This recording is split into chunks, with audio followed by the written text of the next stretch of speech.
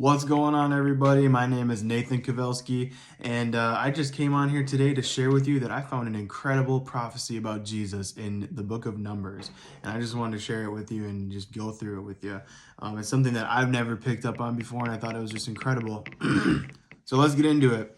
So just to give you a little bit of context, the book of Numbers is all about the Israelites wandering in the wilderness. They weren't quite ready to go into the promised land yet because they were quarreling and they didn't believe in God at the time.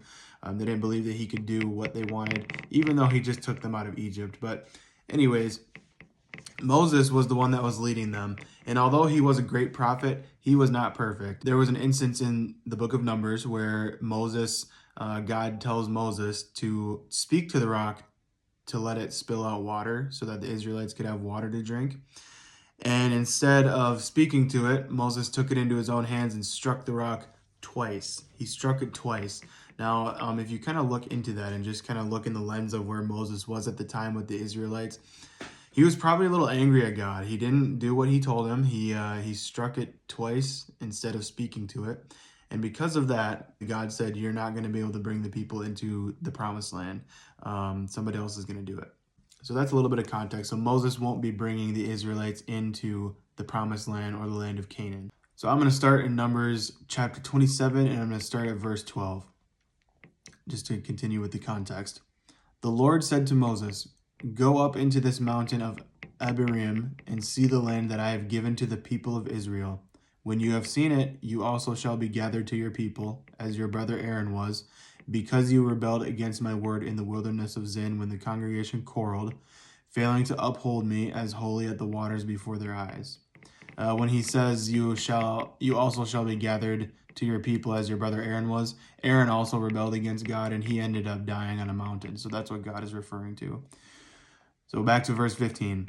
Moses spoke to the Lord, saying, "Let the Lord, the God of the spirits of all flesh, appoint a man over the congregation, who shall go out before them and come in before them, who shall lead them out and bring them in, that the congregation of the Lord may not be as sheep that have no shepherd." So the Lord said to Moses, "Take Joshua the son of Nun, a man in whom is the Spirit, and lay your hand on him." Okay, pause. So Moses just said, let the God of all spirits, of all flesh, appoint a man over the congregation. Basically, he's talking about his time right there, and he's talking about the Lord appoints Joshua after Moses. So this is what I found was really interesting. So the name Joshua, when it's translated over in Hebrew, it's Yehoshua, which means Yahweh is salvation. Well, the name Jesus that we know was translated from Greek, which was translated from the Hebrew. I'm not an expert in Hebrew or Greek in any means, but that word Jesus, when it's translated to Hebrew, is Yeshua. Yeshua is an alternative to the name Yehoshua or Joshua. So Yehoshua is Joshua, Yeshua is Jesus, which is an alternative to Yehoshua. So they both mean Yahweh is salvation. So in the book of Numbers of chapter 27 that we just read, the Lord says, take Joshua, the son of Nun, and lay your hand on him. And basically, he's going to be the ones that bring the Israelites into the promised land. Fast forward to the time of Jesus, Yeshua, which also means Yahweh is salvation. And then we know that the Jesus being the Messiah, the word Christ, which means Mashiach in Hebrew, or Christos in Greek, that means Messiah.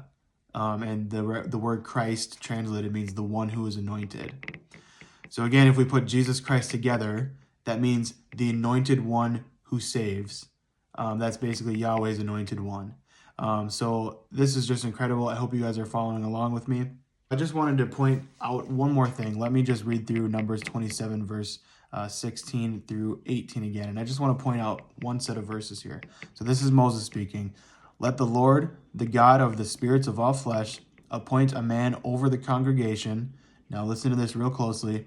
Who shall go out before them and come in before them, who shall lead them out and bring them in, that the congregation of the Lord may not be as sheep that have no shepherd. And he's talking about Joshua. So keep that in mind. So now I'm going to fast forward to John chapter 10, and this is what Jesus says. This is chapter 10, verse 7. So Jesus again said to them, the disciples and the people around him, "Truly, truly, I say to you, I am the door of the sheep. All who came before me are thieves and robbers, but the sheep did not listen to them. I am the door.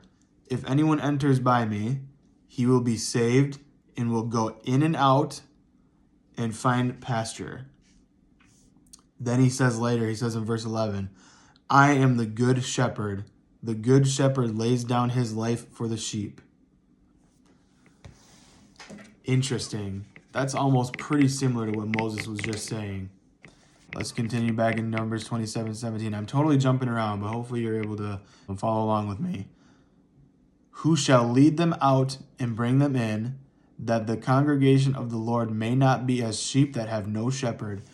What did Jesus say again? Verse 11, "I am the good shepherd."